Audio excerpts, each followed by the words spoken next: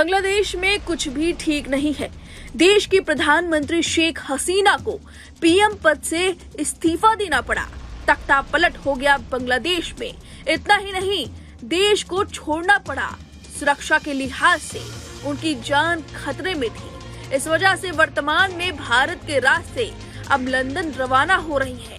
देश छोड़ते समय उनके साथ उनकी बहन शेख रेहाना भी थी। बांग्लादेश की हालत देखकर आप अंदाजा लगा सकते हैं कि जिस राष्ट्रपिता शेख मुजीबुर रहमान ने बांग्लादेश का निर्माण किया, उन्हीं की मूर्ति पर चढ़कर छात्रों ने उन्हें तोड़ डाला।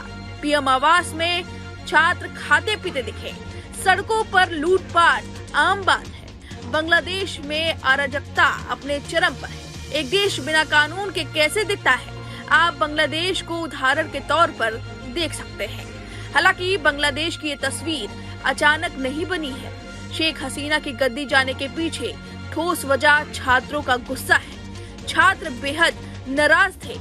खबरों में भले ही 300 छात्रों की मौत बताई जा रही है, असल में आंकड़े कुछ और हैं। छात्रों की मौत की वजह से भी शेख हसीना को हर्जाना भुगतना पड़ा है। शेख हसीना ने 1971 में बांग्लादेश को आजाद करवाने में शामिल स्वतंत्रता सेनानियों के परिवार के सदस्य को 30% आरक्षण देने की बात कही और वहीं पर ये बात बिगड़ गई।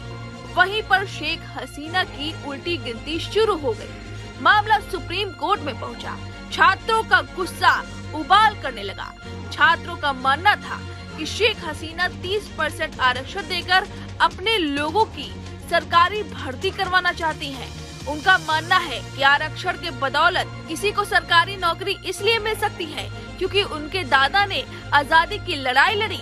छात्रों का मानना था कि योग्यता के अनुसार ही सरकारी नौकरी मिलनी चाहिए। कुछ छात्र थे जो इस स्वतंत्रता आरक्षण का लाभ उठा रहे थे और उन्हीं छात्रों ने हमला कर दिया उन छात्रों पर जो इसका विरोध कर रहे थे। छात्र आपस में लड़ रहे थे, खून खराबा हो रहा था। वहीं सेना भी उतर आई थी सड़कों पर। कोई बचाने वाला नहीं था और इस वजह से बांग्लादेश की आज जो हालत है, आप तस्वीरों में देख रहे हैं।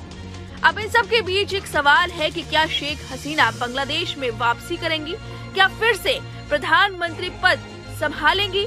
इस पर बड़ी बात कही है शेख हसीना के बेटे साजिद वाजिद जॉय ने और साथ ही प्रधानमंत्री के आधिकारिक सलाहकार भी रहे हैं साजिद। उन्होंने कहा है कि शेख की राजनीतिक वापसी अब संभव नहीं है। वह अब 70 की हो चुकी है। मेहनत के बावजूद थोड़े से लोगों ने उनके खिलाफ विद्रोह कर दिया। मेरे ख्याल से वह अब वापसी नहीं करेंगी।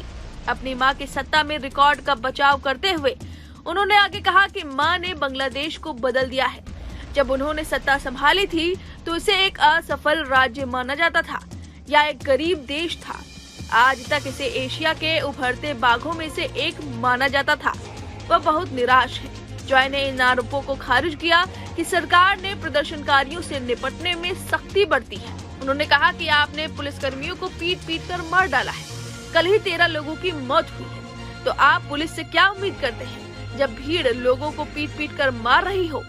अब तक विरोध प्रदर्शनों में सैकड़ों लोग मारे जा चुके हैं, जिनमें से अधिकांश प्रदर्शनकारी हैं। शेख हसीना के ब्रिटेन में शरण मांगने के सवाल पर साजिद वाजिद ने कहा कि लंदन से जो रिपोर्ट्स आ रही हैं वह गलत है।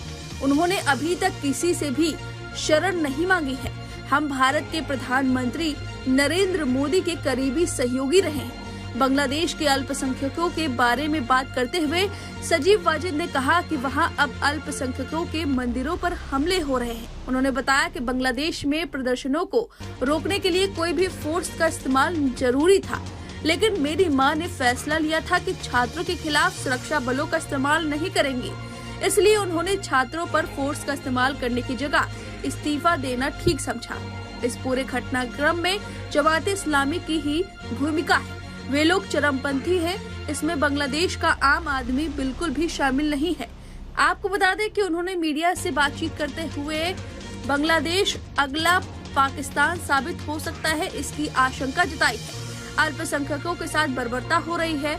हिंदू मंदिरों को तोड़े जाने की भी बात कही जा रही है। वहीं शेख हसीना शरण मांग रही हैं। लंदन की इस रिपोर्ट को भी उन्होंने खारिज किया है और नरेंद्र मोदी करीबी मानी जाती हैं शेख हसीना की, और इस वजह से दोस्ती के कारण भारत में उन्होंने शरण लिया। अब इस पूरे खबर